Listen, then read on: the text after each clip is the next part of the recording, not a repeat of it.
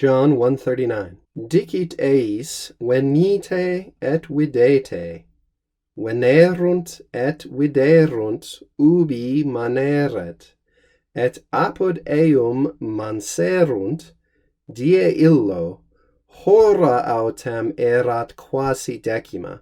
He says to them, come, you all, and see. They came, and they saw where he was staying, and they stayed with him that day. But the hour was about the 10th, or it was about the 10th hour. There are some nice little touches in this verse in Latin that I think we can spend a moment highlighting. The first that strikes me is venite et videte. Now, in Greek, the endings have the same sort of end rhyme as we see in Latin here, venite et videte. So that is a feature of the Greek New Testament text. But this alliteration is purely a feature of the Latin.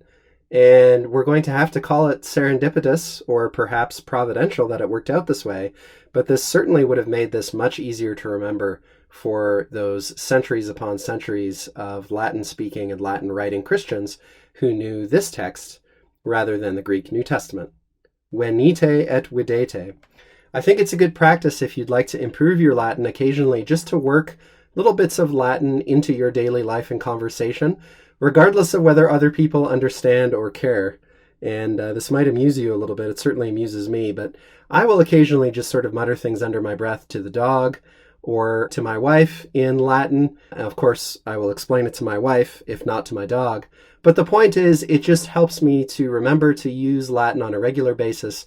And if I'm using it, I will remember it, and it will help me to read more quickly and fluently. So venite et videte is a wonderful little phrase that you can use on somebody this week, perhaps on your children or on your brothers and sisters or family members or students if you have them. Dicit eis venite et videte. He says to them, come and see. You all come and you all see. You too. And venerunt et viderunt. This is a nice little morphological illustration for us. We've got two second-person plural imperatives here in the present tense, venite et videte. And here we've got two third-person plural perfect active indicatives. So there's a nice little parallelism there. He said to them, come and see, and they came, and they saw. What did they see? Ubi here is almost like the object of viderunt. They saw where, that is the place, the locus, where he was staying.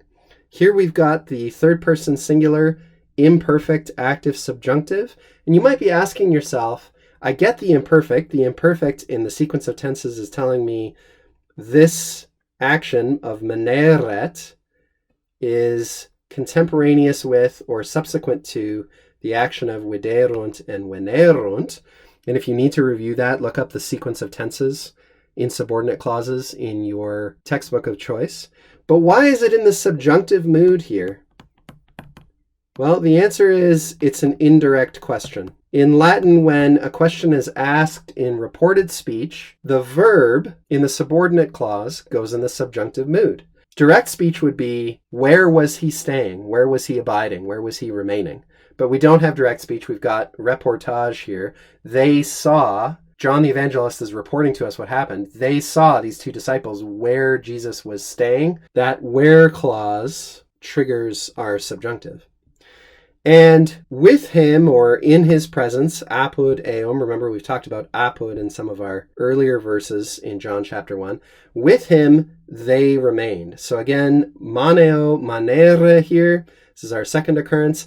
Manserunt, third person plural, perfect active indicative.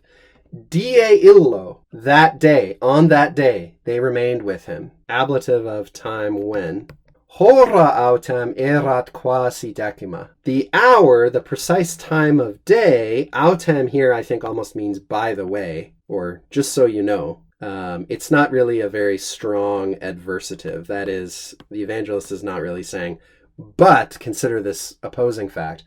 Hora autem erat quasi decima was around the 10th. Quasi can mean pretty loosely approximately. So we can use that symbol there, around the 10th hour. By the way, when you are speaking Latin, if you speak or read Latin, remember to say hora, pronouncing the H, and not ora, which is always going to be a temptation because of the influence of Spanish.